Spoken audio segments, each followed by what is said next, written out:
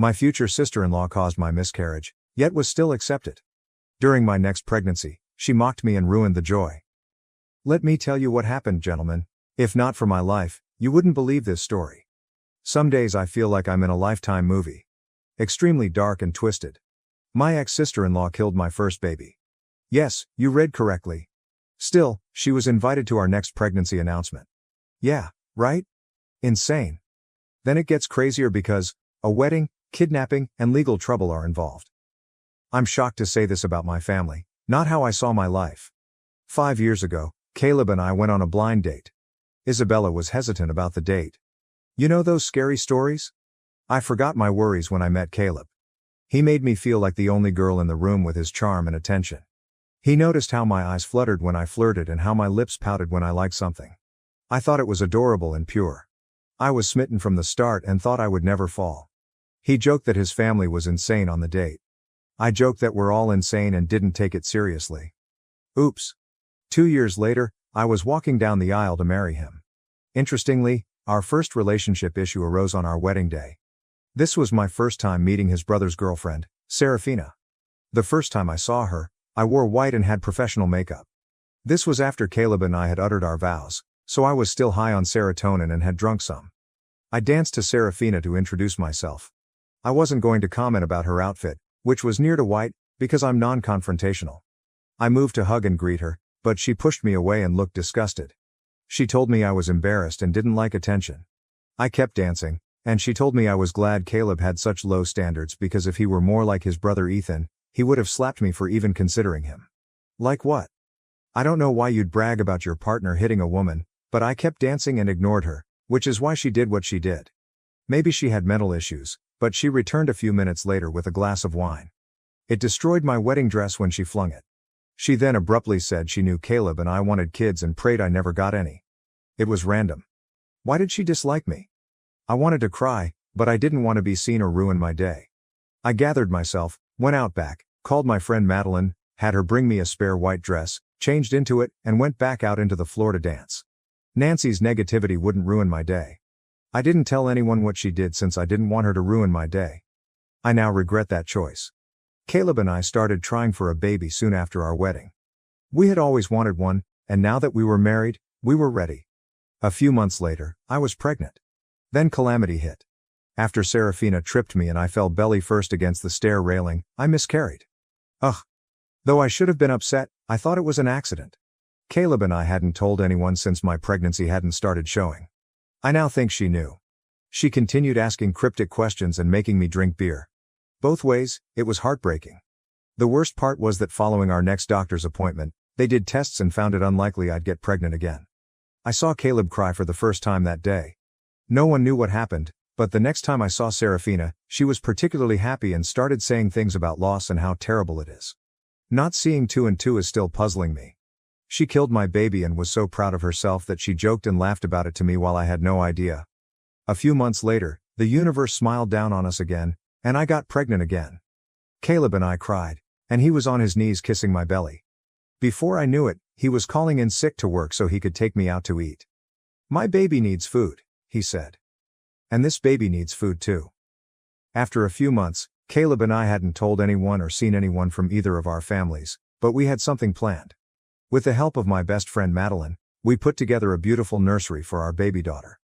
After reaching the 12-week milestone, which felt like a big achievement, we decided to share our news with our families.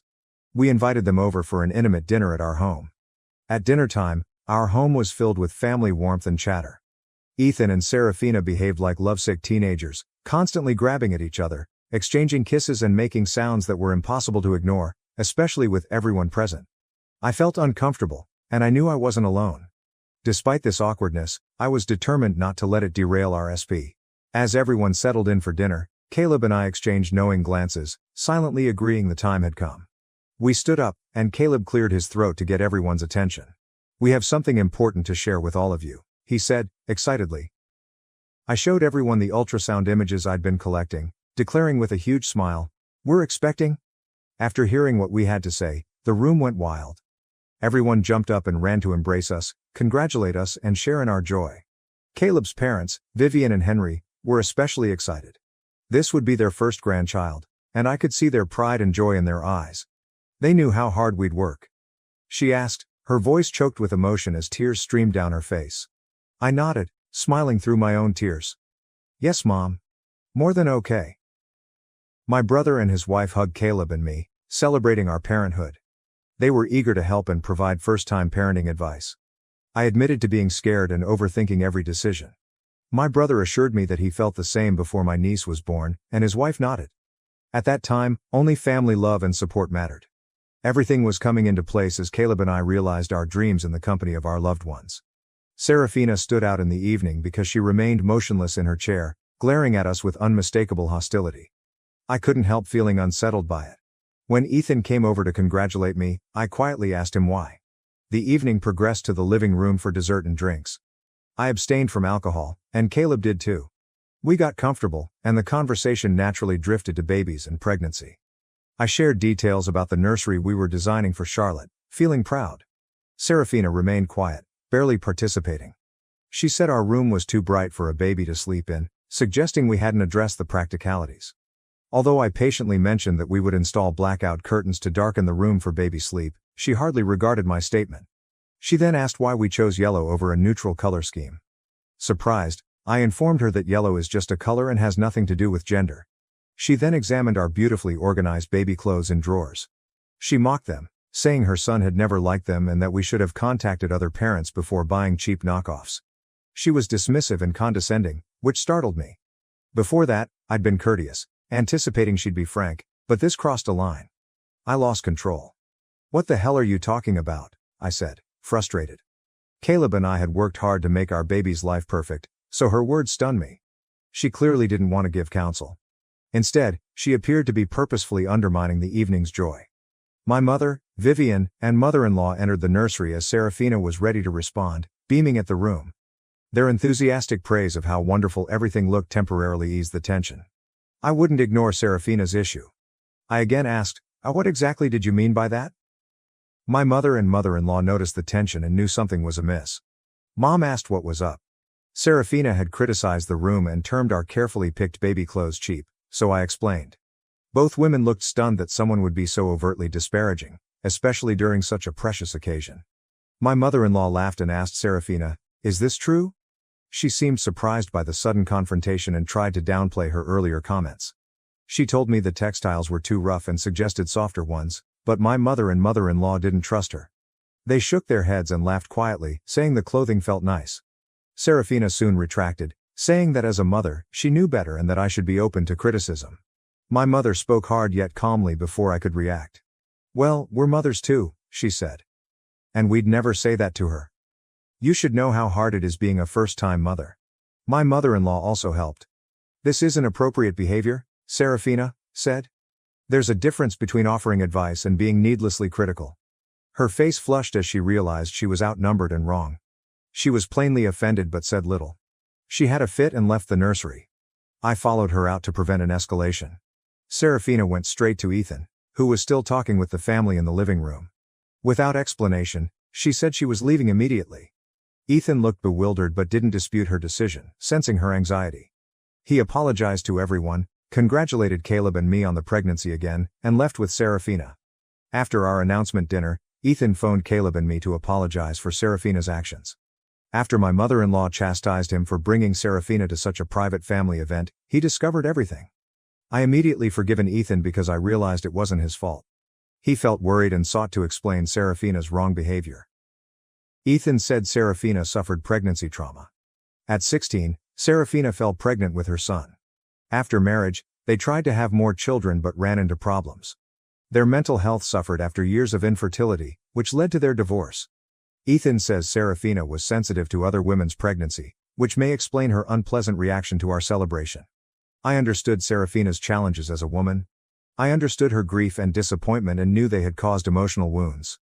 Though I sympathized with her circumstances, her comments during our dinner announcement were unpleasant and inappropriate. So I decided it would be best to maintain some distance from her at future family gatherings to protect the positive atmosphere I wanted to preserve around our growing family. Ethan and Serafina continued dating, and on the day I delivered Charlotte, Ethan called and asked Caleb if he could bring Serafina to visit our newborn. Although we had reservations, Caleb and I reluctantly agreed, hoping perhaps things would be different this time. Unfortunately, this proved to be a mistake. As soon as Serafina saw our baby, she immediately commented on how little hair our newborn had, suggesting this indicated her hair would remain extremely thin as she grew up. Her words felt like a direct attack, and I could see the irritation on Caleb's face as well. This comment was another unnecessary and insensitive remark during what should have been a purely joyful moment. Ethan, sensing the tension in the room, didn't allow Serafina to stay long. After offering brief congratulations, they quickly departed. This year, Ethan shocked everyone by announcing his engagement to Serafina. The news received mixed reactions, particularly from my mother-in-law. She openly expressed disappointment with Ethan's decision to marry Serafina, having never wanted her to become part of the family. Apparently, my mother-in-law and Serafina had been clashing for months. Knowing my mother-in-law is typically warm and kind-hearted, I suspected Serafina's behavior was likely causing their ongoing tension. When Caleb called Ethan to discuss the sudden engagement, believing everything was moving too quickly, Ethan confessed that Serafina was actually 4 months pregnant. Apparently, Ethan had only discovered this 2 months earlier and had kept it secret as they feared judgment before getting married. Ethan explained that he wanted to marry Serafina before their baby arrived, which seemed reasonable given their circumstances. However, during the wedding preparations, Serafina threw a tantrum while trying on wedding gowns because she couldn't fit into any of them. She had gained weight during her pregnancy, making it difficult to wear her dream dress. Ethan attempted to convince her to choose something more comfortable, but she refused to compromise. Ultimately, she demanded that Ethan change their wedding date. Originally planned to occur before the baby's arrival, it was now postponed until a month after the baby's due date so Serafina could lose some pregnancy weight. Despite the frustration the scheduled change might have caused everyone, I understood that this was Ethan and Serafina's special day, and they deserved to choose a date that made them comfortable. A month ago, Serafina delivered her daughter, and Caleb and I had even visited the hospital to congratulate the new parents. For their upcoming wedding,